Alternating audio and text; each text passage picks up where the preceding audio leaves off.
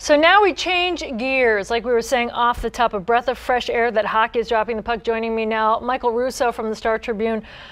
Michael, I know that you are the hockey guy, but for everyone else in this town that's waiting to shift gears, it's almost perfect timing that the Wild are back. And Ryan Suter back today. Great for him to be back in the fold. Yeah, it was a breath of fresh air to see Ryan back in the locker room. I know it's cliche to say that it's a sanctuary when you come back and you're back with your team, but this is his second family, and it's been just a really tough week and a half for him. I was there at Braemar when his wife came in, and it was very clear to me that something was wrong, and news broke about an hour later that his dad died, and this was his best friend. This was every trait that Ryan has. You talk to anybody that knows Ryan, he got it from his dad, Bob Suter.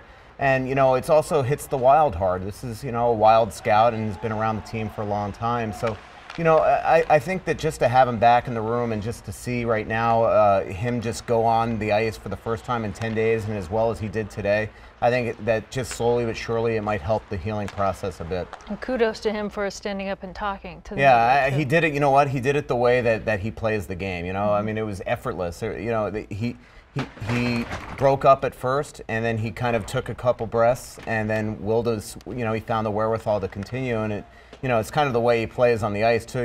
His heart rate never gets up there. He doesn't breathe heavy. He just is real poised, and it was just, it was kind of special to be there today and just listen to him talk about his father. Also there today, the goalie situation. This seems to be the eternal question. So let's start first with Josh Harding.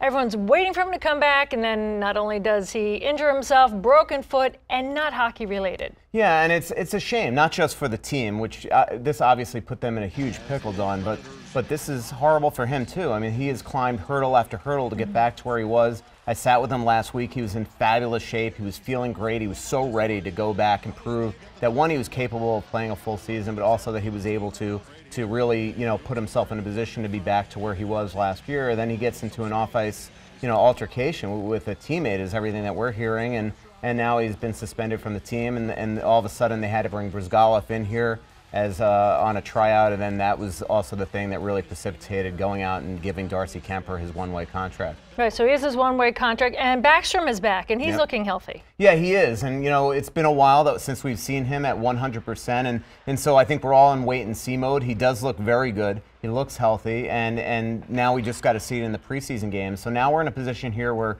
Ilya Bryzgalov's here, and he's almost Niklas Backstrom and Darcy Kemper insurance right now. And then it's going to be Backstrom versus Kemper for the 6 preseason games, and then I think Mike Yeo is going to really make a decision, not just who starts opening night, but who can maybe take the #1 job here. Bruce cracks me up. We heard him at the beginning of the show. Basically, I haven't skated all summer. There's more to life than the puck. Yeah, no, he's a character. He is absolutely a character. I just don't know that you want your goalie saying I haven't been on the ice in 4 months. I mean, he has literally not been on the ice since Patrick Kane scored that overtime goal to beat the Wild in the playoffs. So that's a little concerning.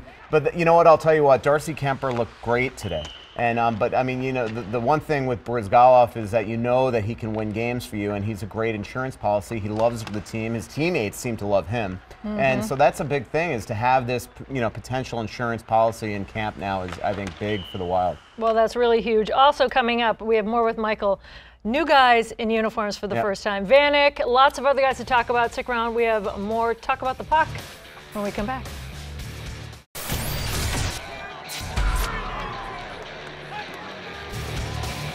We're back with Michael Russo. Vanek in.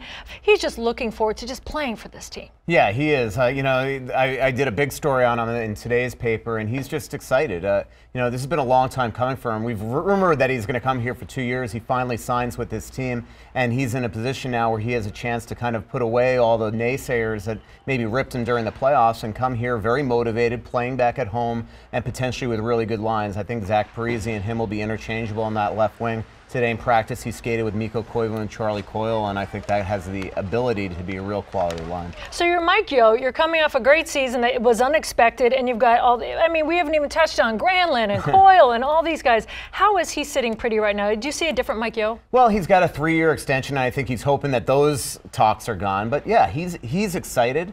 But he admits he's scared to death. I mean, he really truly believes that this team has the ability to be a Stanley Cup contender. Great blue line, really deep up front. Goaltending issues if Kemper comes in, really quality as long as Kemper's good. But the reality is that this division is absolutely hellacious. You know, Chicago and St. Louis are going nowhere. Colorado, young and up-and-coming team that won the division last year.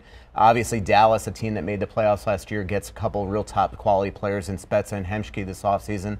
And then nobody's talking about Nashville and Winnipeg. Don't depress us. No, I know, but Nashville's got the best goalie in the league, maybe, in Pekka Rinne, and he's healthy now. So right now, what Mike is trying to do is just get this team off to a good start. He's changed the way they're doing training camp, a lot more reps. He's going to have the regulars play a lot more preseason games, 4 or 5 games. Other than the Winnipeg game Monday, these guys are going to be playing a lot of exhibition games. So the goal here is to get off to a really fast start. Well, thanks for filling us in. Absolutely. If you want to go to the free practice tomorrow, starts at 8:30.